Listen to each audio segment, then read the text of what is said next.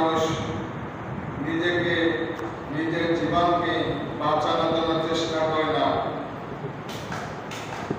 কেন চেষ্টা করে না এই কথা বলে না, এরপরও আল্লাহ তাআলা তার আইন অমান্য করে, তার হুকুম অমান্য করে দুনিয়া জমিনে চলছে। চলার পথে আল্লাহ তাআলা সাহায্য করছেন, দয়া করছেন এবং তার আশা পূরণ করছেন।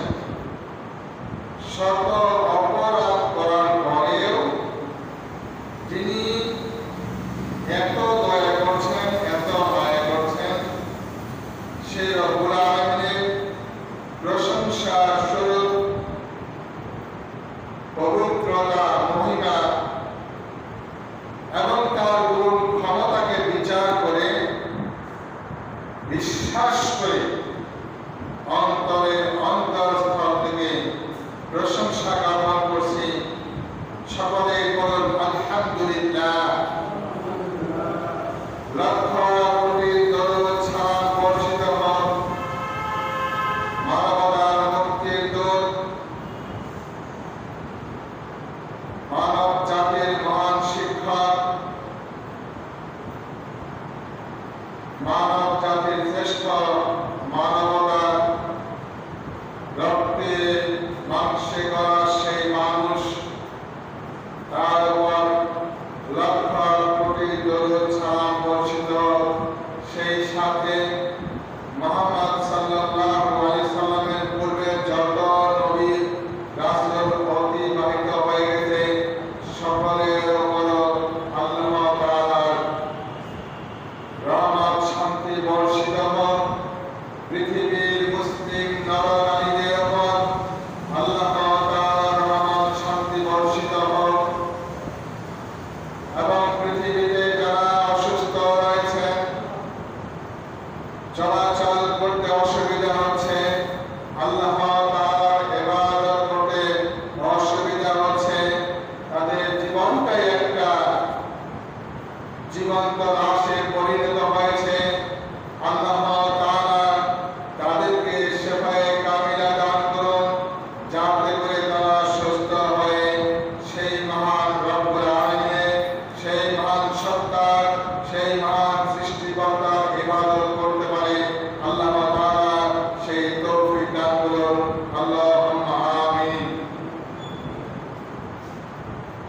পৃথিবীর মুসলিম নরনারী অসংখ্য রয়েছে যারা জালিমদের অত্যাচারে অত্যাচারিত হচ্ছে।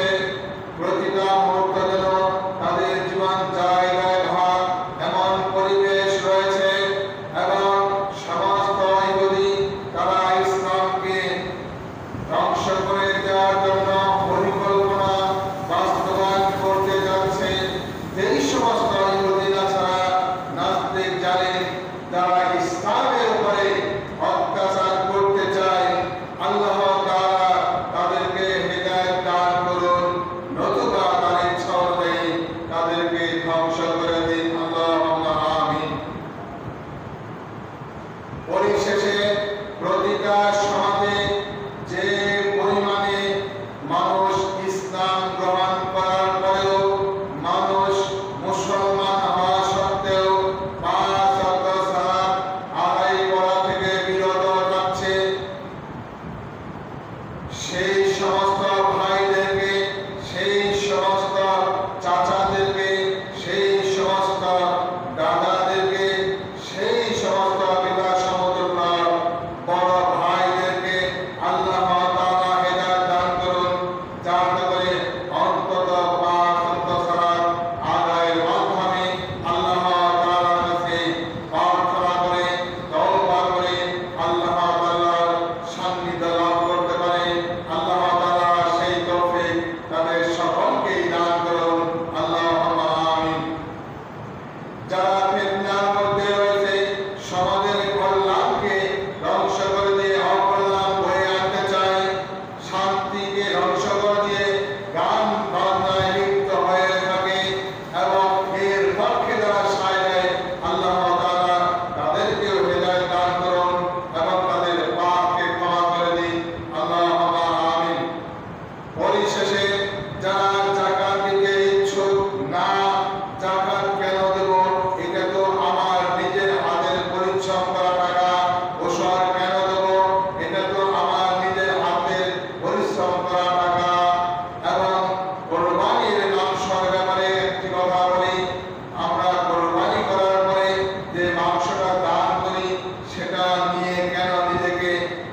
তার পরিচয় দেব, মানুষের হাসি তামাশার মধ্যে কেন লিপ্ত হব, এমন কাজ আল্লাহ তাআলা আমাদেরকে বিরত থাকার তৌফিক দান করুন।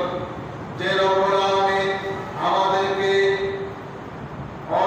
অনেক সময় অনেক পরিবেশে পোশাক ধরতে গেলে অনেক পোশাক থেকে থাকে।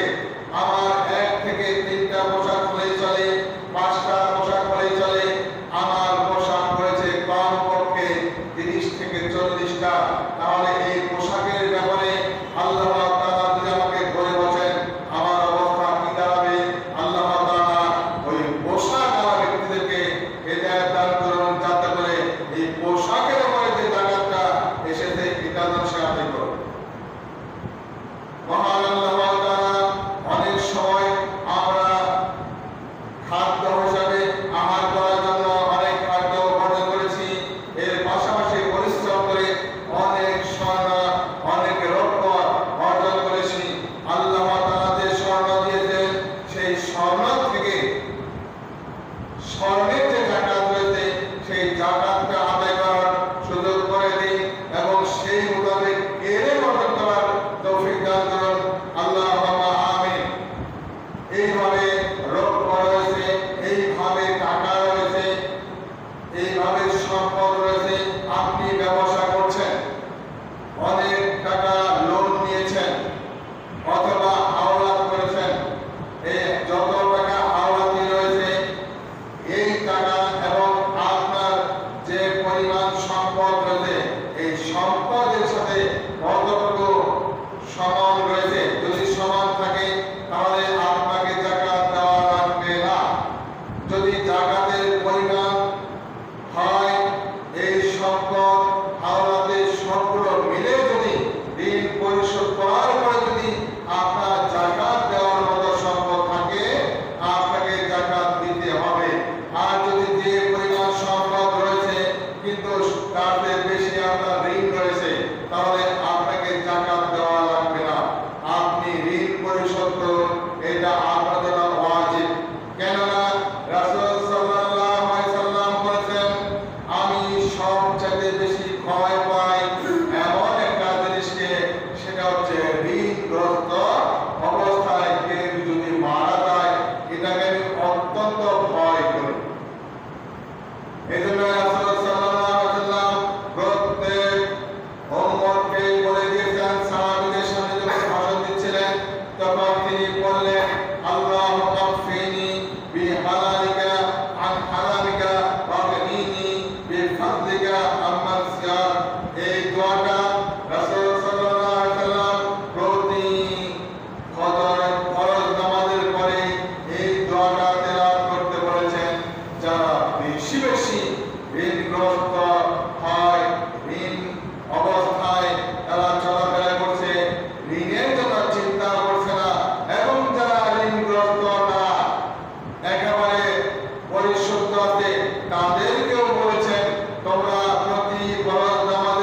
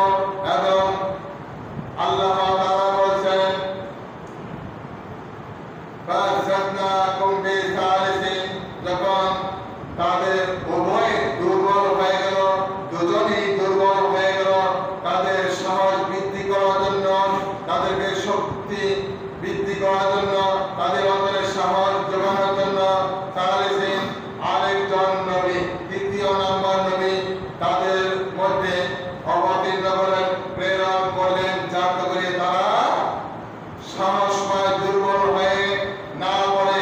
বিনোদনী আল্লাহ তাআলার প্রেরিত রাসূল এই তিনজনই বললেন, আমরা অবশ্যই আল্লাহ তাআলার পক্ষ থেকে তোমাদের জন্য তোমাদের কাছে নির্বাচিত প্রেরিত রাসূল হিসাবে আগমন করেছি।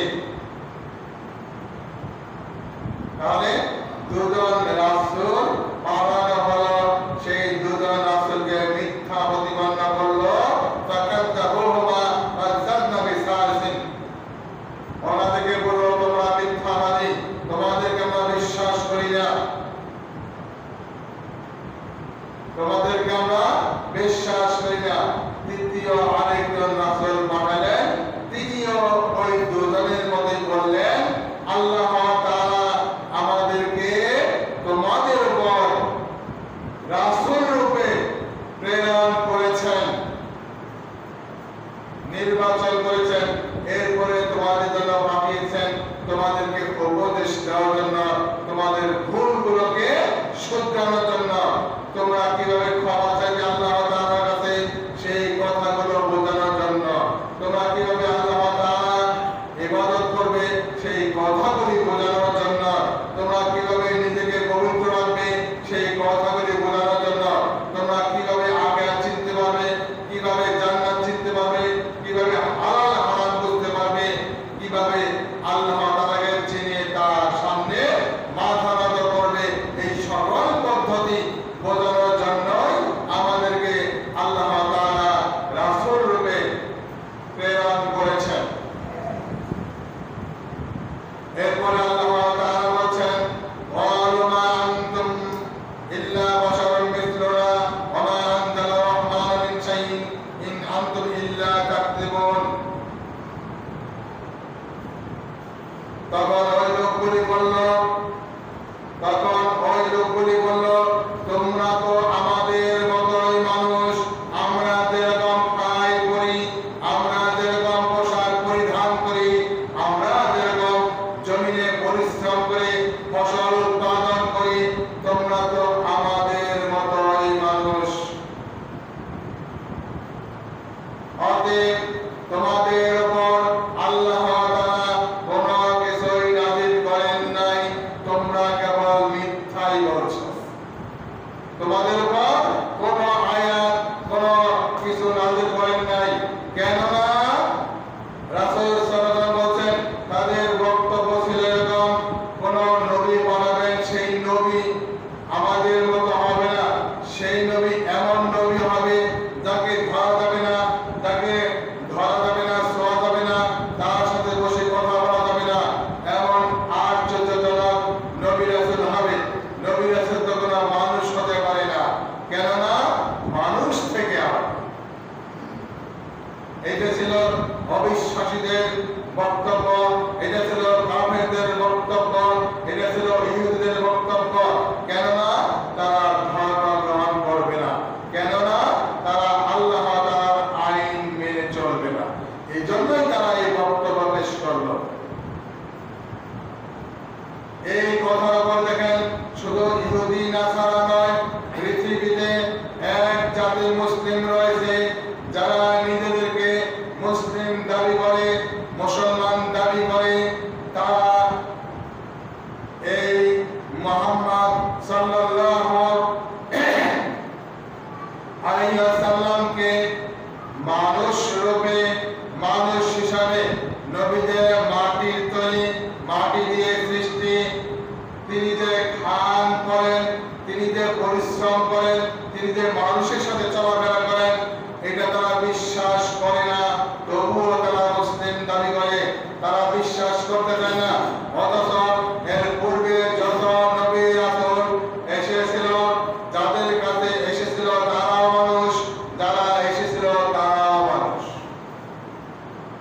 যাদের কাছে এসেছিল নবী রাসূল তারাও মানুষ ছিল, যে নবী রাসূল এসেছিল তারাও মাটির তৈরি মুহাম্মদ সাল্লাল্লাহু আলাইহি ওয়াসাল্লামকে বলেছেন, হে নবী, তুমিও বলো আমি মাটি দিয়ে তৈরি করা একজন মানুষ তোমাদের মতোই।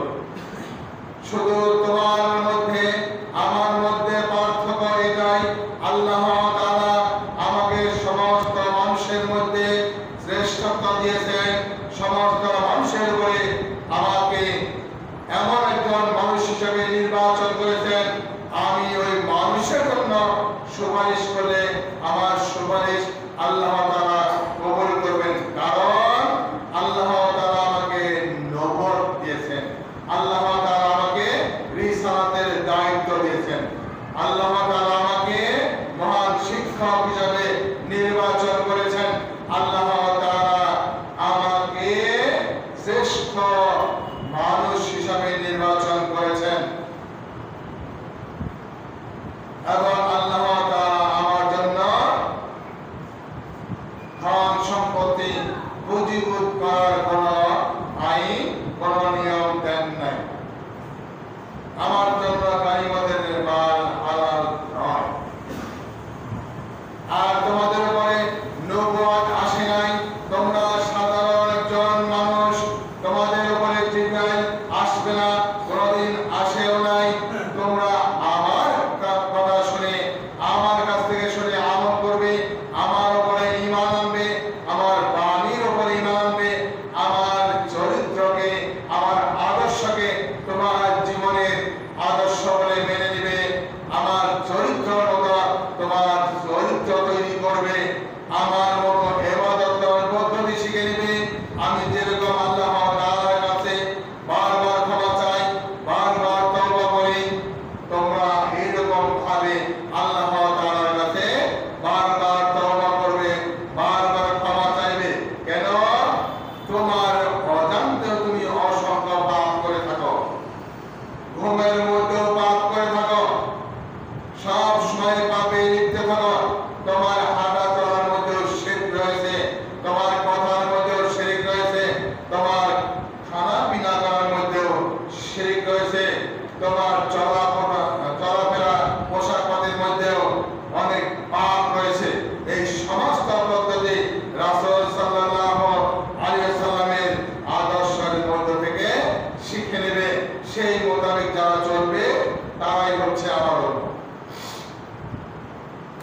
এই জন্য কথাটা বলেছেন আল্লাহ তাআলা বলেছেন, ওয়ালু মা আনতুম ইল্লা বাশারুম মিসলুকুম। তাহলে আল্লাহ তাআলা সূরা আরাফে বলেছেন 143 নম্বর আয়াতে একই কথা বলেছেন। মহান আল্লাহ তাআলা বলেন, হে মুহাম্মদ, তুমি বলে দাও আমি তোমাদের মতোই একজন মানুষ, আমি তোমাদের মতোই খাই, পড়ি, সব কিছু করি, স্বামী স্ত্রী মিলন করি, আমারও তোমাদের মতোই সন্তান আসে, ওই সন্তান থেকেও সন্তান সৃষ্টি হবে, ওই বংশ থেকেও মানুষ সৃষ্টি হবে, ওরা থাকবে আমার বংশধর, ওরা যে কোনো কাজ করবে সেটা আল্লাহ তাআলা পছন্দ করবেন। তোমরা যেরকম আঘাত পেলে শরীর থেকে রক্ত ঝরে, আমার শরীর থেকেও রক্ত ঝরে আঘাত পেলেও। তার প্রমাণ তায়েফের ময়দানে ইহুদিরা যখন রাসূল সাল্লাল্লাহু আলাইহি ওয়াসাল্লামকে পাগল সাব্যস্ত করে লেলিয়ে দিয়েছিল, সেই বালকগুলি পাথরের আঘাতে তার শরীর থেকে ঝরঝর করে রক্ত পড়তে লাগলো। এমন অবস্থায় রক্তের চোটে তার পায়ের তলায় যে জুতা ছিল, সেটা যে রকমের জুতা থাকুক না কেন, সেই জুতা তার শরীরের সাথে লেগে গিয়েছিল। যেরকম আপনারা কোনো কিছু ছিঁড়ে গেলে, কোনো কিছু ফেটে গেলে এমন একটা মেডিসিন ব্যবহার করেন তার সাথে একেবারে লেগে যায়, ওটা সারানোর শক্তি হয় না, এমনটা হয়ে গিয়েছিল তায়েফের ময়দানে। তাহলে তার শরীর থেকেও রক্ত ঝরে, তিনিও কষ্ট পান, এজন্য তার অন্তর রয়েছে। সেই অন্তর থেকে ঈমানের সহিত রাসূলকে বলতে বলেছেন, হে রাসূল, আপনি বলুন আমি তোমাদের মতো একজন মানুষ, তোমাদের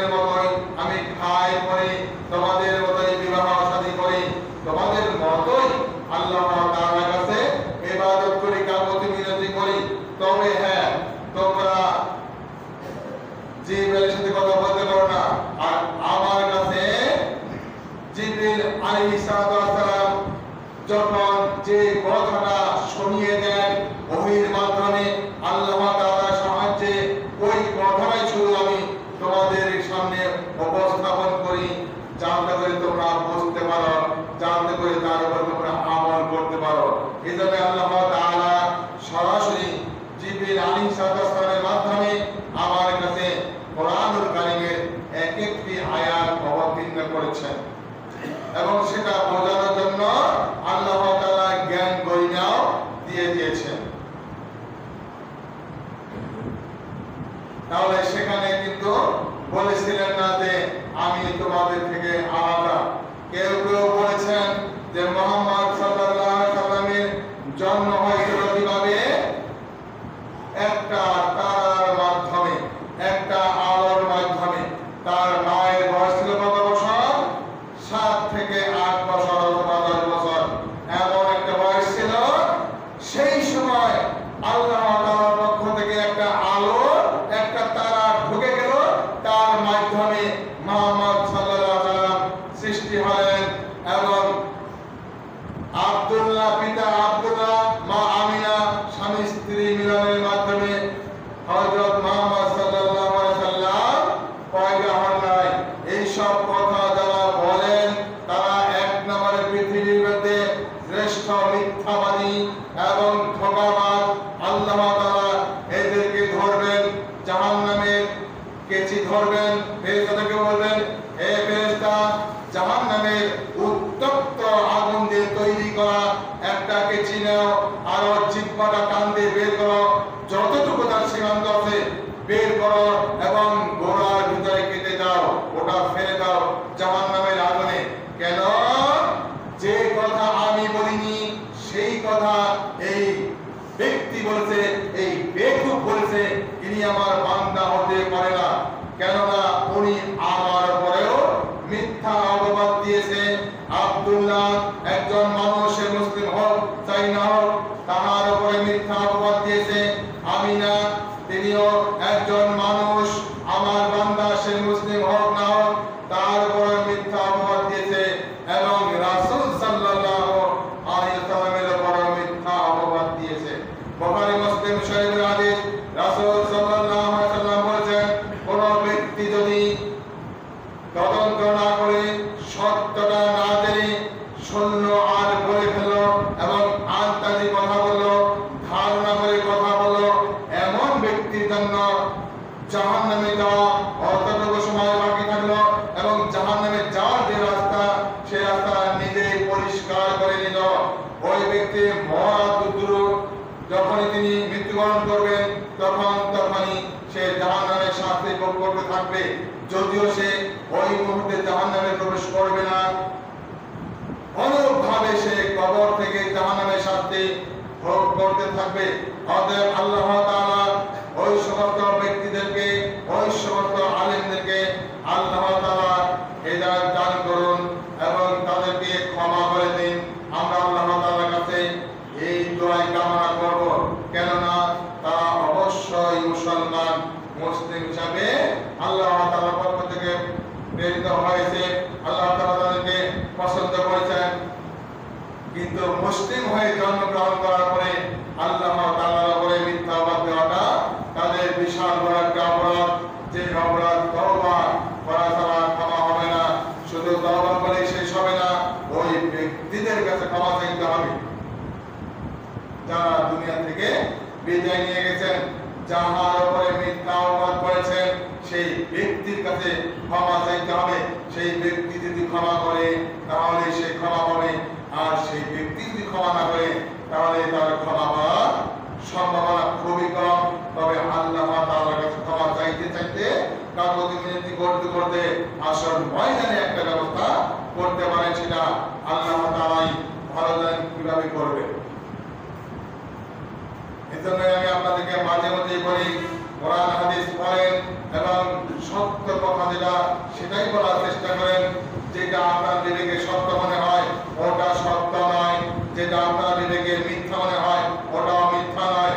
আপনাকে তদন্ত করে, গবেষণা করে তারপরে কথা বলতে হবে, তাহলে আপনি সফল।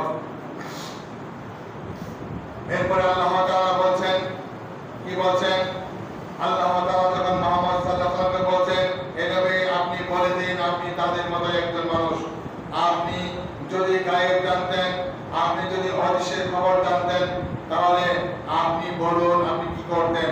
তখন তিনি বলেন, আমি যদি অগ্রিম খবর জানতাম, গায়েবী খবর জানতাম, তাহলে আমি নিজেই আল্লাহ দাবি করে বসতাম, আমি নিজেই প্রভুত্ব দাবি করতাম, আমি কোনো অকল্যাণের ছাপ দিতাম না। যদি আমি জানতাম উহুদের ময়দানে গেলে আমার কষ্ট হবে, আমার সাহাবীরা শহীদ হবে, তাইফের ময়দানে গেলে আমাকে পাগল বলে সাব্যস্ত করবে, আমাকে আঘাত করবে, আমার রক্ত ঝরবে, তাহলে আমি যেতাম না। বদরের যুদ্ধে আমার সাহাবীরা শহীদ হবে, আমি কষ্ট পাবো, তাহলে আমি সেখানে যেতাম না। আমাদের সাহাবীরা শহীদ হোক, এটা আমি চাইতাম না। কেননা আমি তো জানতাম সেখানে গেলে আমি আঘাত পাবো, কষ্ট পাবো, আমার সাহাবীরা দুনিয়া ত্যাগ করবে, সেখানে যেতাম। এই কথাগুলো আল্লাহ তাআলা মুহাম্মদ সাল্লাল্লাহু আলাইহি ওয়াসাল্লামকে বলতে বলেছেন এবং তিনি বলেছেন তার মুক্তি। এরকম কথা রয়েছে সূরা বনী ইসরাঈল 17 নম্বর সূরা 94 নম্বর আয়াতে একই কথা ধারাবাহিকভাবে বলেছেন। এরকম বলেছেন সূরা ইউনূসে বলেছেন, এরকম বলেছেন সূরা তাকামুনে বলেছেন, এরকম বলেছেন সূরা নাহলে বলেছেন। এরকম ভাবে কতগুলো আয়াত রয়েছে। আপনি কেন বলবেন মুহাম্মদ মাটির তৈরি না নূরের তৈরি? এই আকীদা থেকে ফিরে আসুন, আল্লাহ তাআলা আপনাকে ফিরে আসার তৌফিক দান করুন। এরপর আল্লাহ তাআলা যখন তাকে বলতে বললেন, তিনি বললেন, এরপরেও আল্লাহ তাআলা বলছেন, ওয়া মা আনতুম ইল্লা বাশারুন মিথলুনা মা আনজালা রাহমান ওয়া মা আনজালা রাহমান মিন শাইইন ইন আনতুম ইল্লা তাকফুরুন।